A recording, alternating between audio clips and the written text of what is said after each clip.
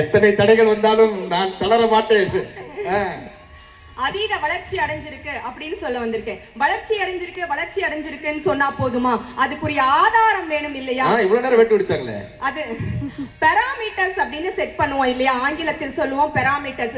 இந்த பாராமீட்டர்ஸ் இப்படி சாட்டிஸ்ஃபை ஆனா இது வளர்ந்திருக்கு, அப்படித்தானே? அப்போ ஒவ்வொரு அளவுருக்களை கொண்டு நாம் அதை வளர்ந்திருக்கதா இல்லையா அப்படின்னு ஆதாரத்தோட பாத்துக்கலாம். கரெக்டா? ஒவ்வொரு ஆதாரமாக எடுத்து வைக்கிறேன். பட்டுக்கோட்டையார் ரொம்ப அழகா சொல்லுவாருங்க, ஆளும் வளரணும், அறிவும் வளரணும், அதுதான்டா வளர்ச்சி அப்படின்னு. வயசு மட்டும் ஏறினா போராது, அந்த வயசுக்கேற்ற அறிவும் வளர்ந்தால் மட்டுமே அந்த வளர்ச்சி ஏற்றுக்கொள்ளப்பட்ட வளர்ச்சியா இருக்கும். அதே மாதிரிதான் நாம இங்க என்ன பண்ண போறோம் அப்படின்னா, நிறைய பாராமீட்டர்ஸ் எடுத்துக்கலாம். என்னுடைய முதல் ஆதாரமாக நான் வைப்பது கூட்டத்துக்கு, அதாவது கோயிலுக்கு வரும் கூட்டத்தினுடைய அளவு, பட்டிமன்றத்துக்கு வரும் கூட்டத்தின் அளவு, அதையும் சேர்த்துக்கலாம். நம்ம பேசும்போது எல்லாம் திரும்பி வந்துடணும் நடுவர்களே, கூட்டம் எல்லாம். அது பொங்கல் அங்க முடிஞ்சிருச்சு, என்ன பண்றது?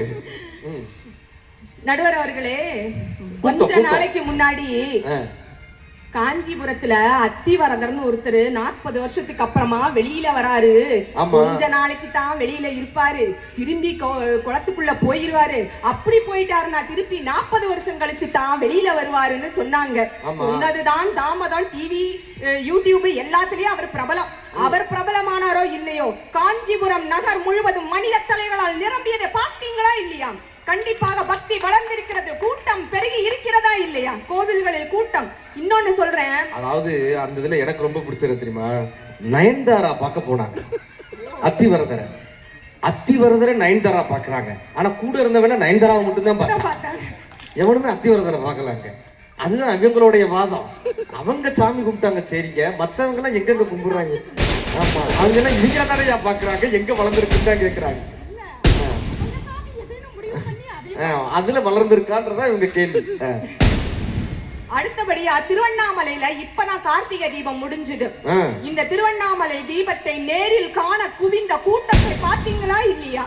எவ்வளவு கூட்டம்! இந்த திருவண்ணாமலை தீபத்தை டிவியில பார்க்கலாம், யூடியூப்ல பார்க்கலாம், இன்ஸ்டாகிராம்ல பார்க்கலாம், ஏன் ஊருக்கு வெளியில ஒரு பிக் ஸ்கிரீன் வச்சு அங்க கூட பார்க்கலாம். ஆனால் நேரில் பார்த்து விட மாட்டோமா, கண்ணார அந்த தீபத்தை கண்டு விட மாட்டோமான்னு கூடிய கூட்டம் அங்க வந்துதான் இல்லையா? வந்துச்சு. திருவண்ணாமலைக்காரனால பார்க்க முடியல, தெரியுமா?